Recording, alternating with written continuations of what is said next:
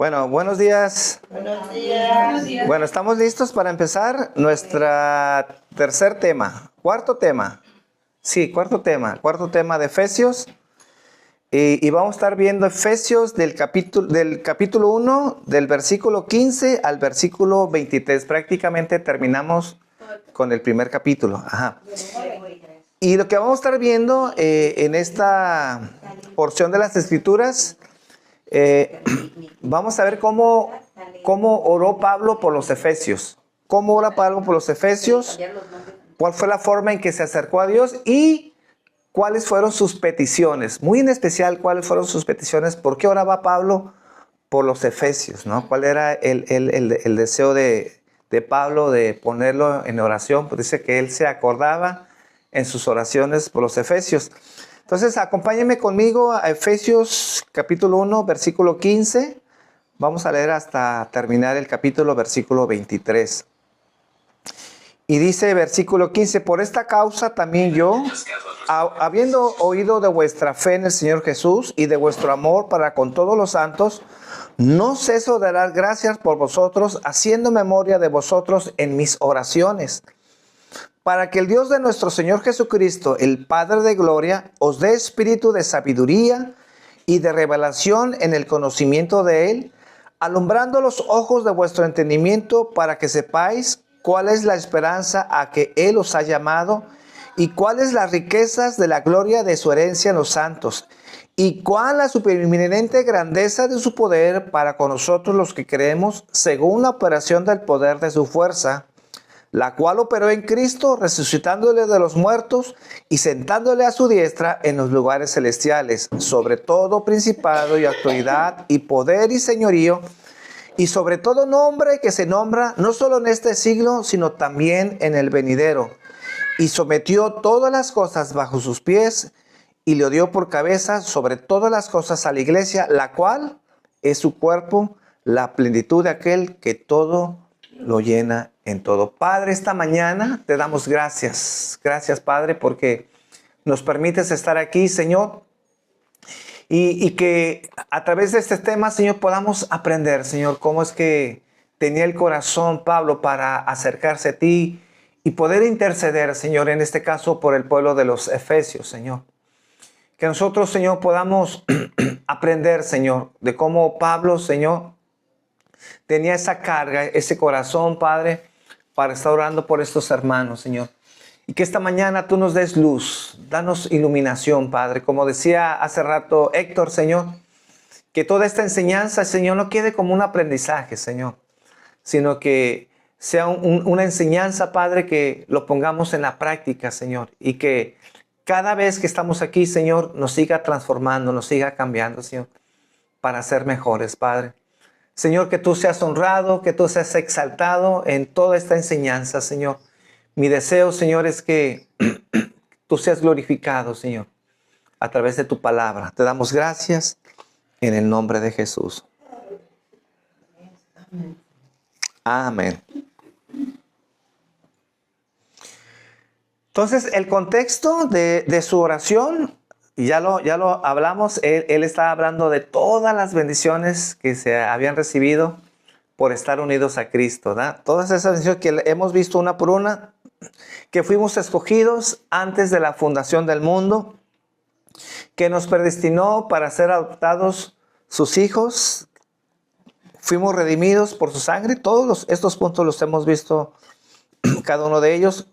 Somos herederos juntamente con Cristo y fuimos sellados con el Espíritu Santo, que son las arras de nuestra herencia, la garantía de que todo lo que el Señor nos promete nos lo va a dar. ¿Y por qué? Porque tenemos la garantía, que son las arras del Espíritu Santo, ¿verdad? Y ya hablamos la semana pasada que el Espíritu Santo no funge como el que viene y nos sella, sino Él es el sello, ¿verdad? Él es el sello, uno de los tres de la Trinidad que está con nosotros para ayudarnos. Entonces aquí Pablo está escribiéndoles a los Efesios, haciendo esta oración. Hay que entender que en ese entonces Pablo ya se encontraba en Roma. ¿Qué hacía en Roma? encarcelado. Estaba encarcelado. Y desde ahí él escribe a los efesios.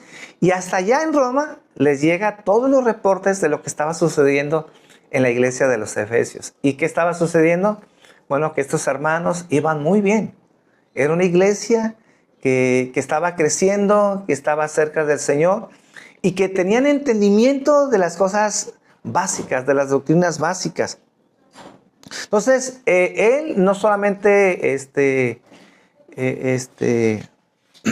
no solamente da gracias por el crecimiento de ellos, sino que también daba gracias a Dios por ellos, ¿verdad? Señor, te doy gracias a Dios por ellos. Entonces, su oración era específicamente por ellos, dar gracias por el buen reporte que estaba recibiendo él por el crecimiento.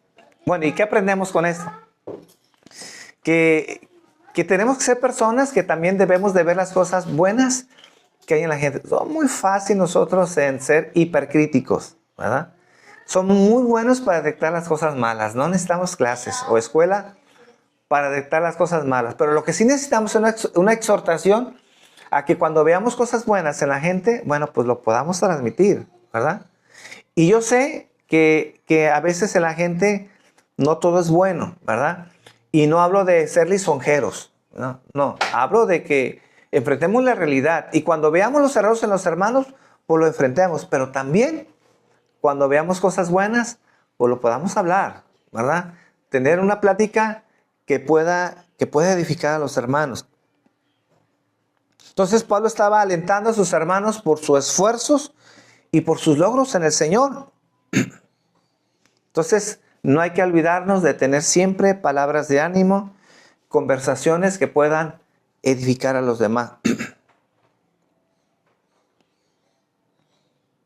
Entonces Pablo no solamente da gracias a Dios por ellos, sino que intercede por ellos.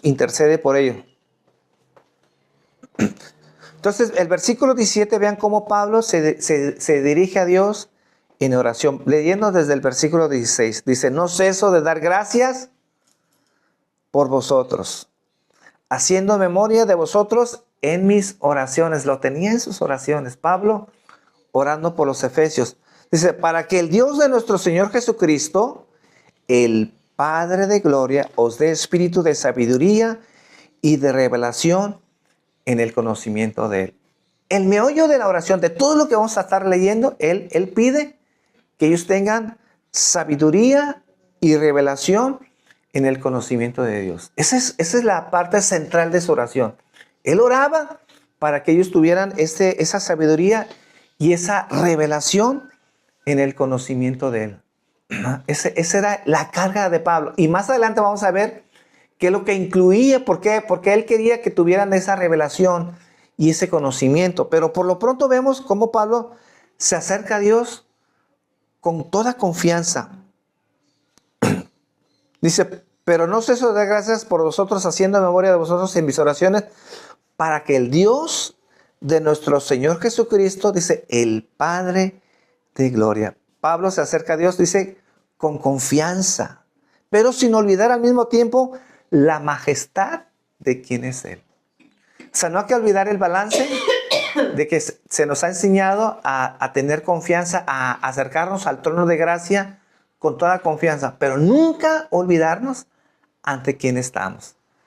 ¿Y por qué lo menciono? Porque a veces caemos en la confianzuda, ¿no? Somos muy confianzudos, como si le estuviéramos hablando al vecino, pero en realidad nos acercamos con toda confianza, pero no es el vecino, es el Dios de toda gloria, el Padre de luces, ¿verdad? Y Pablo reconoce, con esa confianza él se acerca, pero siempre reconociendo quién es Dios. Entonces, él hablaba con el Padre de gloria. Amén. Sí. Entonces, sí, acercámonos a Dios con toda confianza, pero siempre con respeto. Siempre con respeto. Nunca hay que olvidar que a Dios le debemos siempre honor, alabanza y sobre todo respeto, temor a Dios. Siempre hay que tener. Entonces, ¿cuál es la esencia de su petición? Como les dije al principio, Pablo estaba pidiendo que tuvieran conocimiento, espíritu de sabiduría y de revelación en el conocimiento de él. Entonces Pablo quería que los hermanos de Éfeso recibieran más luz y entendimiento. No que no lo tuvieran. Claro que tenían luz y tenían entendimiento. Pero todos nosotros sabemos que aunque nosotros sabemos de Dios, conocemos de Dios, que hemos leído las Escrituras, seguramente conocemos mucho de Dios. Estoy seguro que muchos de ustedes conocen mucho de Dios. Pero también yo les aseguro que conocen de Dios no lo suficiente. Nunca vamos a poder decir que conocemos a Dios lo suficiente, no. Por eso Pablo oraba así, para que ellos pudieran recibir esa revelación y ese conocimiento de Dios. Entonces nosotros debemos orar para que el Espíritu Santo nos dé un mejor entendimiento de las verdades que han sido reveladas en las Escrituras. Que tengamos ese entendimiento. Por eso es muy bueno antes de orar, antes de leer las Escrituras o de hacer el devocional, que por cierto, les invito a que estén haciendo su devocional, ¿verdad? Yo sigo cada año con mi devocional y con el reto de leer la Biblia en un año. Pero cuando digo de leer el reto de la Biblia en un año, no es decir, mira, leí la Biblia en un año. Leer la Biblia y los 3 o 4 capítulos que tengamos que leer todos los días, leerlos escuchando a Dios. Y yo a veces leo y tengo que repetir a veces los pasajes o el capítulo porque no le agarré la onda. Pero yo puedo decir, no, pues ya leí, ya cumplí, ya estoy cumpliendo con el devocional. Ya leí los 3 capítulos. No, si es necesario, hay que regresarnos y poder detenernos. Y si hay palabras domingueras que no conocemos, a mí me gusta meterme a esas palabras y poderlas entender más. O sea, hay muchas palabras que de momento no las usamos, que las Escrituras las usas, pero que tenemos que meternos a estudiar. Entonces, antes de eso, Señor, voy a leer este capítulo, dame sabiduría, dame revelación, porque quiero aprender de tu palabra, ¿verdad? Entonces, para eso, ¿qué se necesita? Leer las Escrituras. Necesitamos leer las Escrituras. Y también, obviamente, debemos usar todos los medios que estén a nuestro alcance para poder crecer. ¿Y cuál es uno de esos medios para poder crecer? Escuchar la palabra de Dios. Ese medio que Dios nos ha dado es venir en este caso los domingos y poder ser confrontados con la palabra del Señor, ¿verdad? De ahí la exhortación a la gente que no va a la iglesia, pues, a la gente que no tiene el hábito de ir a la iglesia. ¿Cuál es ese medio que debemos usar? Como decía bien Héctor, de que prestemos atención a aquellas personas que se meten a profundidad, ¿verdad? Que estudian la palabra de Dios. ¿Para qué? Para aprender de ellos. Que si a lo mejor usted no tiene tiempo o no tiene la habilidad o que tal vez usted sienta que usted no fue llamado para eso, bueno, usted puede recibir la bendición de aquellos que sí fueron llamados para estudiar la palabra del Señor y aprender de esas personas de tal manera que usted pueda aprender también. Utilicemos esos medios. Entonces, cuando Pablo habla de sabiduría y de revelación, en el contexto se está refiriendo a tener una comprensión más profunda y al mismo tiempo que sea algo práctico. Que no ensanchemos la cabeza de conocimiento, sino que todo ese conocimiento, ¿verdad?, sea una realidad en nuestras vidas.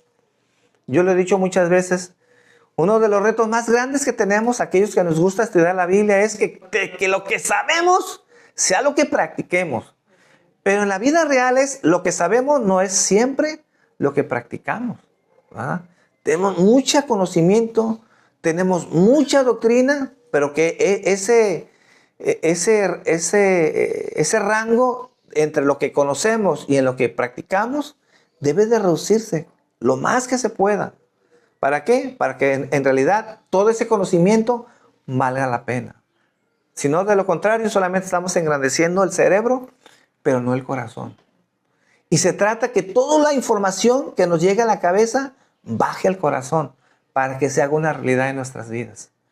Y entonces ese es el contexto de Pablo. Pide sabiduría y revelación para que tengan más conocimiento solamente, no.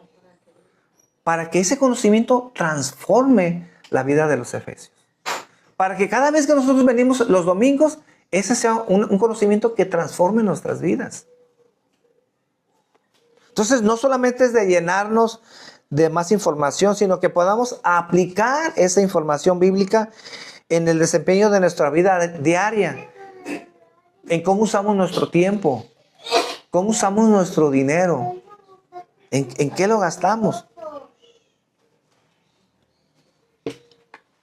Entonces, Dios no nos revela sus doctrinas y sus verdades para ser más inteligentes, no. Dios nos revela sus doctrinas para ser más santos. No para ser solamente más inteligentes, sino para ser más santos. ¿Cuál es la idea de la sana doctrina? Ser más santos. No presumir que tenemos buena doctrina. Bueno, eso es bueno, tener buena doctrina obviamente. La verdad es importante, la verdad sí importa. Es importante la verdad. Pero más que tengamos la verdad, es que esa verdad nos transforme. Entonces, ¿para qué queremos esa revelación? Para ser más santos, para ser más como Él. Entonces, ese es el reto más grande, que todo lo que sepamos y aprendamos de las Escrituras lo llevemos a la práctica. Ahora, ¿qué cosas Pablo quería que conocieran más profundamente? ¿Cuáles fueron sus peticiones que encontramos en ese pasaje? Bueno, en primer lugar, dice que crecieran en el conocimiento de Dios. Dice el versículo 17, para que el Dios de nuestro Señor Jesucristo, el Padre de gloria, os dé espíritu de sabiduría y de revelación. Dice, ¿para qué? Para el conocimiento de Él. Para que cada día conozcamos más de Él. Dice Juan capítulo 17, versículo 3, que yo creo que eso resume muy bien lo que Pablo estaba tratando de enseñarles. Dice Juan 17, 3, y esta es la vida eterna, que te conozcan a ti, el único Dios verdadero, y a Jesucristo, a quien nos has enviado. ¿De qué trata la vida eterna? Dice que conozcamos más a Dios. ¿De qué se trata la vida? De que conozcamos más a Dios. No nos va a alcanzar la eternidad, ni la eternidad nos va a alcanzar para conocer a Dios. ¿Por qué? Porque Dios es vasto, Dios es infinito. Entonces, ¿necesitamos conocer más de Dios? Claro que necesitamos conocer más de Dios. Y déjeme decirle que la mayoría de las enseñanzas hoy en día de las iglesias no están enfocadas para conocer más de Dios. Muy pocas iglesias yo escucho que hablen sobre los atributos de Dios. Muy pocas iglesias. Pudiera yo decir que a lo mejor nunca se ha tocado o se ha prestado o han tenido la preocupación de pasarse un tiempo estudiando los atributos de Dios. No estoy diciendo que no hablen del amor de Dios. Claro que todos hablan del amor de Dios. Pero para conocer y profundizar y entender cuál es el amor de Dios, como la Biblia lo muestra, eso es muy diferente. Me he pasado más de 2 meses solamente hablando del amor de Dios. Nada más del amor de Dios. Entendiendo cómo es el amor de Dios. No nomás es un tema o 2 temas. Podemos pasar mucho tiempo hablando del amor de Dios. Por eso es muy importante conocer a Dios. Y yo pregunto esta mañana, si la gente tiene preocupación por conocer más a Dios. Si la gente está preocupada porque no conoce a Dios, ¿no? La gente no tiene ese corazón o esa pasión para conocer más de Dios. Y hay algo que se ha perdido, es esa pasión para saber más de Dios. Conocer más de Dios. Entonces, esa debe ser nuestra pasión, mis hermanos. Conocer cada día más de Dios. ¿Y cómo sabes que tienes esa pasión? Pues en la manera en que te metes a las Escrituras. ¿Tienes tiempo sin leer las Escrituras? No muestras pasión. Tienes tiempo que en realidad No, ni siquiera tienes devocional, no muestras pasión.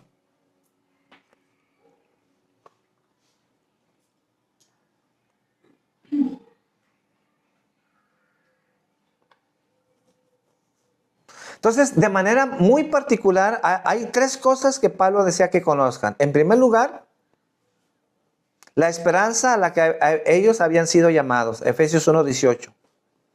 Efesios 1:18. Alumbrando los ojos de vuestro entendimiento, para que sepáis cuál es la esperanza a que Él os ha llamado. Que sepamos cuál es la esperanza a que Él os ha llamado. Entonces, Dios nos ha llamado, porque aquí lo dice Pablo, para que tengamos una esperanza. Obviamente los no creyentes no tienen esta esperanza, pero los cristianos sí tenemos una esperanza en la cual podemos gloriarnos. Y este es un punto que me gusta repetir, lo he dicho muchas veces. Cuando no se tiene esta esperanza, nos enfocamos en las cosas del mundo. Aquí estamos en las cosas del mundo. Y vivimos a merced de las cosas del mundo, a como nos pasa en la vida. Y obviamente a un cristiano como le puede ir muy bien o le puede ir muy, muy mal. Pero muy en especial cuando no nos va muy bien, entonces ¿qué pasa? ¿Cómo vemos a Dios? Que no está, que no nos ama, que no nos escucha. ¿Por qué? Porque vivimos a la luz de las cosas temporales. Pero cuando entendemos que tenemos una esperanza, entonces nos desenfocamos de las cosas temporales y entonces ponemos las miradas en las cosas de arriba. No decía así Pablo, no pongan las cosas en las cosas que se ven, sino pongan la mirada en las cosas que no se ven, en las cosas eternas. ¿Y por qué lo decía Pablo? Porque es muy fácil frustrarnos y caer en depresión, caer en ansiedad, cuando olvidamos esa esperanza y solamente nos basamos en lo que nos está pasando ahorita. Sí, a lo mejor ahorita nos está yendo mal. Pero ¿cuánto vamos a durar con ese mal? Ahora estamos aquí, pero mañana no vamos a estar aquí. Y si tú que tienes, que estás en el Señor y a lo mejor te está yendo como en feria, déjame decirte que va a llegar el tiempo en que esta esperanza que nosotros tenemos va a cambiar y se va a hacer una realidad. ¿Y por qué sabemos esta esperanza? Porque ya lo dijimos. ¿Cuál es la seguridad de esa esperanza? Las arras. ¿Cómo Dios nos puede prometer de que esto es seguro? ¿Se acuerdan que habíamos dicho que Dios cuando le dijo a Abraham, por mí mismo, dice, por mí mismo, él tenía que garantizarle de que él sería padre de multitudes? ¿Cómo Dios le podía garantizar? ¿Por los tesoros de Estados Unidos? ¿Por el litio que hay en los países sudamericanos? No. ¿Por el petróleo que hay en Arabia, que es muchísimo? No. Por Él mismo. Por Él mismo. La garantía máxima. ¿Y cuál es la garantía de que nosotros tenemos esta herencia juntamente con Cristo? Porque nos ha dado las arras que es el Espíritu Santo. Esa es nuestra garantía. Como escuchabas hace rato, dice, mira, una persona que conocemos, su hermana, tiene cáncer. Es tremendo escuchar que alguien tiene cáncer. Y muchos, si Dios quiere, pueden librar el cáncer, ¿verdad? Sabemos que a veces el trayecto de la sanidad, a veces hasta quedarse sin pelo. Y más cuando es mujer. Y mucha gente lo ha librado, pero hay gente que no lo libra. Qué calamidad, ¿no? Que alguien muera de cáncer. ¿Pero qué? ¿Qué pasa una persona que tiene esperanza y que tiene Cristo? A lo mejor sufrió, como los apóstoles, que los aserraron, que los quemaron, que los crucificaron. O como dice la tradición a Pablo, que le cortaron la cabeza. Sí, le cortaron. Qué triste, qué feo les dio. Pero ¿cómo están ahorita? ¿No están sufriendo? Porque ellos tenían esperanza. Tenían esperanza.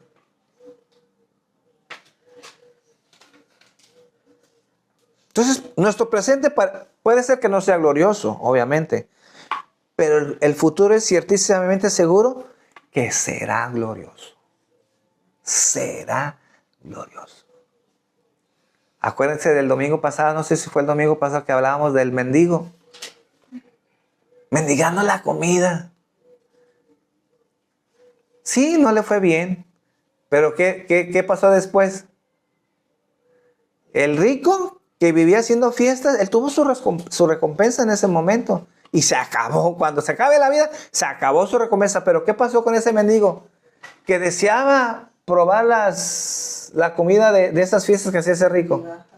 Ahora le tocaba entrar a la gloria del Padre, a disfrutar por la eternidad. ¿Y ustedes creen que el mendigar el pan se va a comparar ahora a estar en la mesa del Señor comiendo como hijo del rey? Jamás. Ni siquiera ese mendigo va a estar lamentándose. Ay, es que fui tan pobre. Ay, no, ya no. Los que están en el cielo, dice la Biblia, que ya no va a haber más tristeza, ni más llanto, ni más dolor. Se acabó. Entonces nos debe de animar eso, mis hermanos. En segundo lugar, que conozcamos cuáles son las riquezas de la gloria de su herencia en los santos.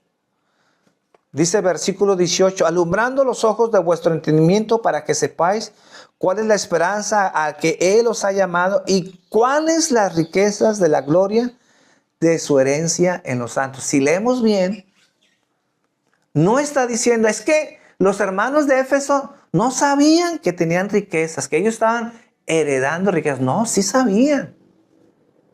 Claro que sabían que ellos eran herederos juntamente con Cristo. Pero lo que Pablo está orando aquí, muy específicamente, que supieran cuán gloriosa o cuán rica era esa herencia que los hermanos estamos recibiendo. Una cosa es saber que tenemos herencia, pero otra cosa es saber cuán gloriosa y cuán rica es esa herencia que tenemos en el Señor. Entonces la petición no era que conocieran que tenían una herencia, no, porque ellos ya tenían ese conocimiento, ya sabían que tenían una herencia, sino cuán rica y gloriosa es esa herencia. Que no es cualquier herencia. No es cualquier herencia. Amén. Y en tercer lugar, Pablo quiere que conozcan la grandeza del poder de Dios. La grandeza del poder. Dice versículo 19, y cuán la superinminente grandeza de su poder para con nosotros los que creemos según la operación del poder de su fuerza. Obviamente ya hay un poder que actúa en nosotros, en nuestras vidas, desde el momento en que nosotros creímos. Ese poder actuó para llevarnos a Cristo, acercarnos a Cristo. Ese mismo poder es el que nos hizo nacer de nuevo. ¿Cómo es que alguien puede nacer de nuevo? Bueno, Jesús le dijo a Nicodemo a través del Espíritu Santo. Es el Espíritu Santo el que nos hace nacer. Es el poder de Dios obrando en nuestras vidas. Ese mismo poder que nos trajo a los pies de Cristo y que hoy en día sigue operando obviamente en nuestras vidas. No es ese poder que se predica, como hablaba con mi hermana, de que caiga fuego del cielo. Señor, que caiga fuego del cielo. O ver grandes señales o milagros, sino ese poder que sigue transformando nuestras vidas. Las iglesias enfatizan mucho el fuego de Dios, el poder de Dios, las manifestaciones de Dios. Es ver manifestaciones, ver señales. Y la gente ve señales o ve esas manifestaciones que le llaman el fuego de Dios, el poder de Dios, la gente se sale contenta. Pero en realidad el poder de Dios debe ser en la iglesia es ver que la gente salga, no porque la gente cayó o no porque la gente se manifestó y se revolcó, no, sino porque esa gente salió transformada. Y si la gente sale transformada, a ese no es el fuego de Dios, ese no es el poder de Dios, no. El poder es que la gente caiga y se azote y entonces Dios se está manifestando. No, el poder de Dios es que la vida de la gente sea transformada. ¿De qué sirve hablar del fuego de Dios cuando la gente sale de la iglesia? Cayó en la iglesia, ¿verdad? Se manifestó el poder de Dios, pero la gente sigue igual. No, el poder de Dios tiene que ver con la transformación de nuestras vidas. Porque si hay un milagro que el hombre requiere es que la gente cambie, que la gente sea cambiada, que la gente sea transformada.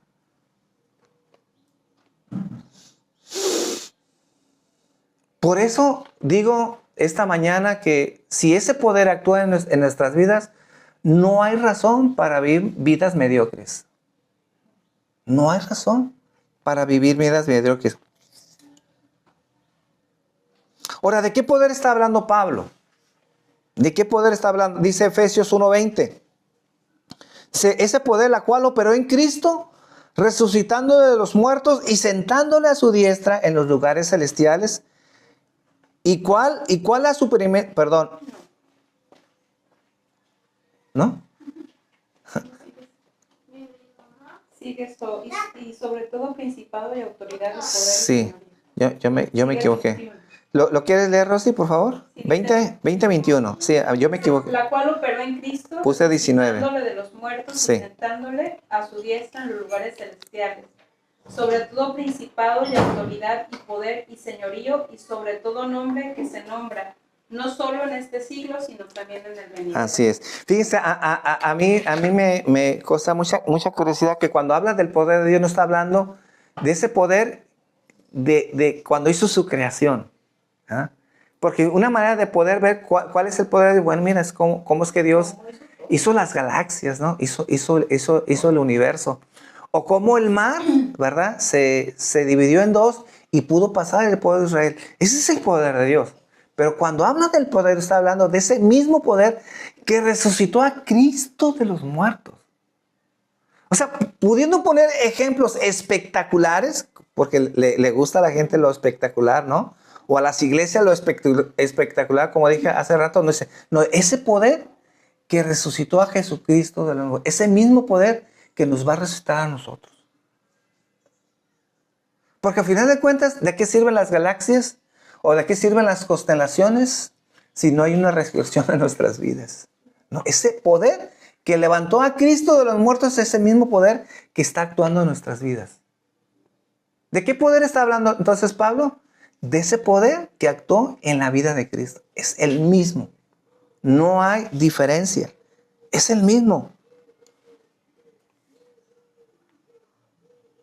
Y ese es el poder suficiente para poder vivir una vida victoriosa. Es un poder que está por encima de cualquier gobierno y de cualquier autoridad. Dice versículo 20, aquí lo tengo más adelante. Dice, la cual operó en Cristo, resucitándole de los muertos y sentándole a su diestra en los lugares celestiales, sobre todo principado y autoridad y poder y señorío y sobre todo nombre que se nombra, no solo en este siglo, sino también en el venidero. Ese poder que puso a Cristo, dice, sobre todo poder y señorío. ¿Y por qué habla así? Porque en el último tiempo, sobre todo antes de que la gente que no creía en Dios y sea condenada, toda esa persona que no creía en Dios, esa persona que a lo mejor se le evangelizó, pero que rehusó a creer que Jesucristo era el Señor, bueno, antes de que esa gente sea mandada al infierno, primeramente, dice la Escritura, se van a hincar ante el Rey de Reyes y Señor de Señores y van a confesar que Jesucristo es el Señor. Nada de que no, es que yo no creo en Dios, yo soy un ateo, yo no creo en esas cosas. Bueno, pues va a llegar el momento que esas personas que negaron a Dios, no porque en realidad no supieran que hay un Dios, porque a final de cuentas para Dios es rebeldía, querer ocultar que hay un Dios, pero dentro de su corazón saben que hay un Dios, porque el ateísmo en realidad no existe, simplemente existe la rebelión de no querer acercar a Dios, no saber nada de Dios. Y aunque renieguen en su momento de que no existe ese Dios y que el cristianismo es una tontería, llegará el momento que esas personas se van a doblar rodillas y van a confesar que Jesucristo es el Señor. Qué tremendo va a ser ese día. Cualquier persona que nos ha escuchado, que ahorita se burla de nosotros, que dice que el cristianismo es una tontería, pues va a llegar el momento en que ellos se van a entregar sus palabras y van a tener que doblar rodillas y que tal vez van a querer, ¿cómo se llama? Arrepentirse, pero va a ser demasiado tarde.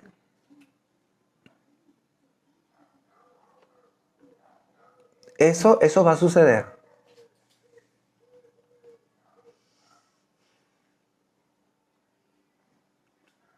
Pero hay algo más antes de terminar con este pasaje. Hay algo más sobre ese poder que puso a Cristo que puso a Cristo sobre toda autoridad y que está por encima de todo poder. Dice el versículo 22. Dice, y sometió todas las cosas bajo sus pies y lo dio por cabeza sobre todas las cosas a la iglesia. ¿Y cómo entendemos esto? Versículo 26 dice, la cual es su cuerpo, la plenitud de aquel que todo lo llena en todo. ¿Y por qué Pablo habla de la autoridad de Cristo que está por encima de todo? Que ese poder lo resucitó y lo puso sobre todo principado. Pero termina hablando de la iglesia. Bueno, porque no quería solamente hablar del poder de Cristo. Es excelente eso. Pero dice, bueno, todo eso es para que entendamos que la iglesia, ¿verdad?, es parte de Cristo. ¿Y cómo lo pone? Como su cuerpo. ¿Quién es la cabeza del cuerpo de la iglesia? Cristo. ¿Y en dónde está Cristo?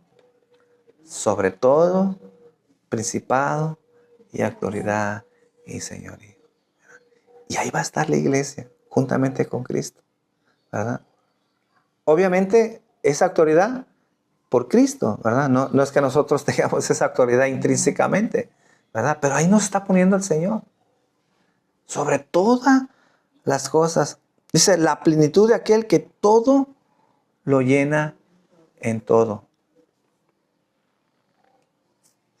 Entonces habla de la iglesia como la plenitud, algo que llena a Cristo.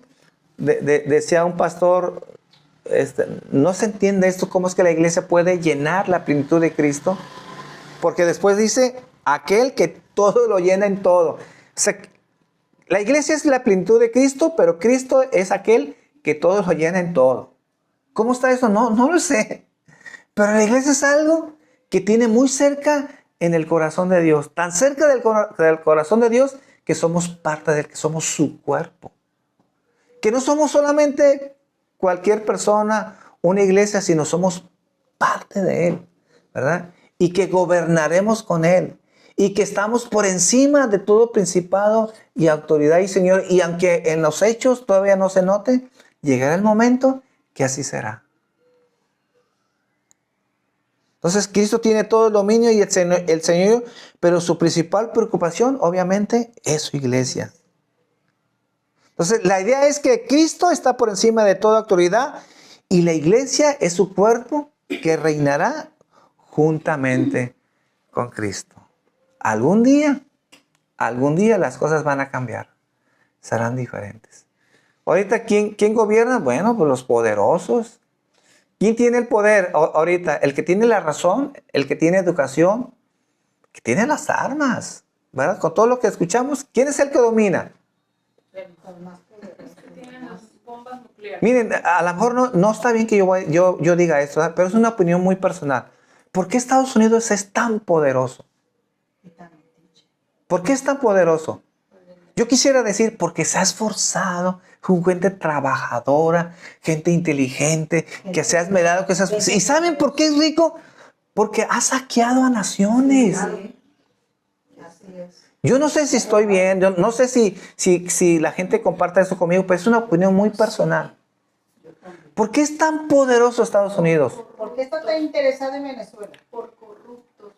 Porque se han hecho robándole las riquezas de otras naciones. Y yo quisiera que ese pueblo, que no deseo mal, obviamente, que les debemos mucho, sí, claro que sí, pero también que se hizo grande porque nos robó la mitad de nuestro territorio. Y yo pregunto, ¿qué no pueden hacerse ricos? ¿Qué no puede ser una nación grande con su esfuerzo y su trabajo? ¿Que no son sabios e inteligentes? Yo creo que sí. pero les ha gustado vivir y vivir bien a costa de los demás. Y obviamente, eso no se vale. Entonces, lo que estoy tratando de poner, puse de ejemplo, ¿eh? Una opinión personal, pero lo que estoy tratando de que a lo que va es que aquí domina el más fuerte. ¿Eh? Domina el que tiene las armas. ¿Cómo Estados Unidos puede dominar a México? Con las armas. Con las armas. Si ellos quieren, pueden invadirnos, sí. Y pueden destruirnos, posiblemente sí. No lo sé. Porque sé que los mexicanos no se dejarían. Y a lo mejor, no quedaría un solo mexicano de pie. Pero cada mexicano moriría precisamente luchando. Que esa es la diferencia. Por nuestra dignidad. ¿Por qué? Porque somos un pueblo que queremos levantarnos con nuestro trabajo, que nadie nos regala nada, que no estamos pensando en invadir a Guatemala, que es un país más chico, o a El Salvador, para hacernos más ricos. No, estamos pensando en que con nuestro esfuerzo y nuestro trabajo podamos salir adelante. Y que no todos piensan igual. Pero ese día se va a acabar. Y ese día van a reconocer que no es Rusia, que no es China, que no es Estados Unidos los poderosos, sino que en realidad el que tiene el dominio tiene el poder. Y que si ellos de alguna manera tienen ese dominio, es porque Dios se los ha permitido.